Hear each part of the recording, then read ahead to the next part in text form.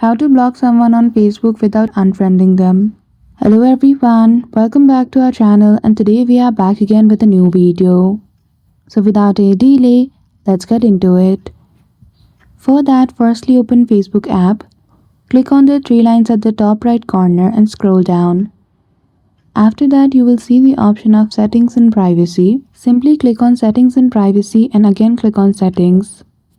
After that, scroll down, go to blocking, and there you will see the option of add block list. So here you simply need to search for the person to whom you want to block.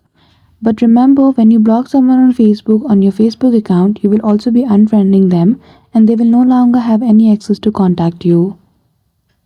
So that's it. I hope you found this video helpful. If you did, don't forget to give it a thumbs up and subscribe to our channel for such tutorial. Thank you for watching till the end.